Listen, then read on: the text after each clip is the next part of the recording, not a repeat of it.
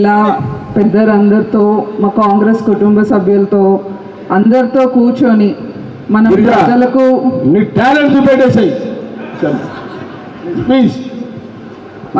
అందరితో కూర్చొని అసలు ప్రజలకి మనము ఏం పనులు చేసామో, ఇంకా మనం కలిసి పని చేస్తే ఎలా ఉంటుంది, ఇంకా ముందుకు మనకు 3 సంవత్సరాలు ఉన్నాయి ఎలా పనిచేయాలని కూర్చొని మాట్లాడుకోవడము కేవలం కాంగ్రెస్ పార్టీలోనే జరుగుతుంది.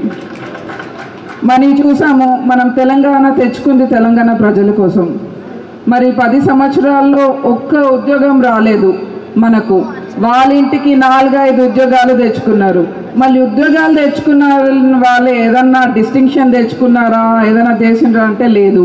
లిక్కర్ స్కామ్లు చేసిండ్రు, కాళేశ్వరం స్కామ్ చేసిండ్రు, ఫోన్ ట్యాపింగ్ స్కామ్ చేసిండ్రు, మళ్ళీ ఈ రేస్ కార్ గ్రాంట్లు.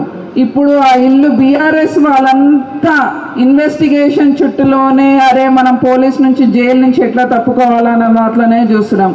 కానీ కేవలం కాంగ్రెస్ పార్టీ పగలు రాత్రి రేవంత్ రెడ్డి గారు, మినిస్టర్లు, మన జగన్న, మన దామోదర్ గారు, డాడీ, మరి మన సంజీవ్ రెడ్డి గారు, ప్రతి ఒక్కరు 2 సంవత్సరాలు కూడా పూర్తి కాలేదు. కానీ ప్రతిరోజు మనం ఏం హామీ ఇచ్చామో అది ఎలా నిలబెట్టుకోవాలి, మనం ఏం పనులు చేసామో అది ఎలా చేసుకోవాలి, మళ్ళీ ఇచ్చిన హామీలు, ఇచ్చిన పథకాలు అందరికీ అందుతున్నాయా లేదా, గరీబోళ్ళకే అందుతున్నాయా లేదా, మనకు మరి గ్రూపిజం కాకుండా మన వాళ్ళు ఏమి ఫీల్ అవ్వకుండా అందరూ చేయడం.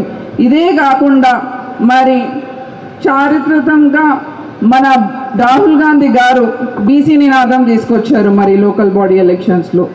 దేశంలోనే ఎక్కడ కూడా ఏ ప్రభుత్వం కూడా చేయలేదు ఈ మాట. ఇది మనం అందరూ కలిసి కట్టుకొని మనము ఎలక్షన్స్లో మనము రిజల్ట్ చూపించలేదనుకోండి, ఇంకా దేశంలోనే ఎవరు మాట్లాడరు. ఇది ఒకటి ఏమైంది, మేము తీసుకెళ్ళాము కానీ పనికి రాలేదు, ఎలక్షన్స్లో మనమంతా ఫెయిల్ అయ్యాము అని అనుకుంటాము. అది సో ఇదంతా ఇంత పెద్ద బాధ్యత రాహుల్ గాంధీ గారు తీసుకున్నది, రేవంత్ రెడ్డి గారు తీసుకున్నది ఈరోజు మన అందరి మీద ఉంది. మరి సోషల్ మీడియాలో అదొక విన్నతి. మనం సోషల్ మీడియాలో ఏదో లేదు వాళ్ళు ఇష్టం ఉన్నట్టు చెప్పుకుంటున్నారు అది అన్న ఏం ఫీల్ అవ్వద్దు.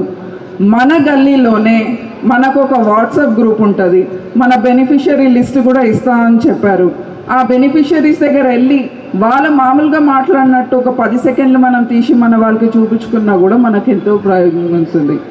మరి మీ అందరికీ తెలుసు, మీ ఈరోజు సూచనలు అన్ని విని నేను కూడా ఇంకా చాలా నేర్చుకుంటున్నా. ఈ అవకాశం ఇచ్చినందుకు ధన్యవాదాలు.